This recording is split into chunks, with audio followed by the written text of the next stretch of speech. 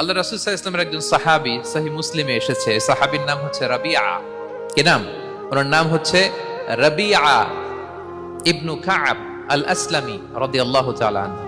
উনি বলেন, কুনতু আবিতু ইনদা রাসূলিল্লাহ। একবার আমি রাত্রিবেলা রাসূল সাল্লাল্লাহু আলাইহি ওয়াসাল্লামের সাথে ছিলাম, কোনো এক কারণে রাসূলের সাথে রাত কাটিয়েছি। তো রাসূল সাল্লাল্লাহু আলাইহি ওয়াসাল্লাম যেহেতু তাহাজ্জুদের সালাত পড়েন, তো তিনি বলেন, আমি মাঝরাতে উঠে একটা গামলা দিয়ে, পাত্র দিয়ে অজুর পানি নিয়ে আসছি বিশ্বনবীর জন্য, এনে দিলাম। বিশ্বনবী এত খুশি হলেন, আমাকে বললেন, সাল হে কাব, তোমার কি লাগবে চাও। উনি বললেন, আসআলুকা মুরাফাকাতাকা ফিল জান্নাহ। উনি বললেন, ইয়া রাসূলুল্লাহ, আপনি যদি কিছু চাইতেই বলেন তাহলে আমি জান্নাতে আপনার সাথে থাকতে চাই। দেখেন কিভাবে ওনারা সুযোগ কাজে লাগাতে।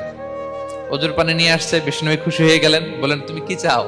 বলে, আসআলুকা মুরাফাকাতাকা ফিল জান্নাহ। বড়টাই চাইছে, ছোটখাটো জিনিস চাই নাই।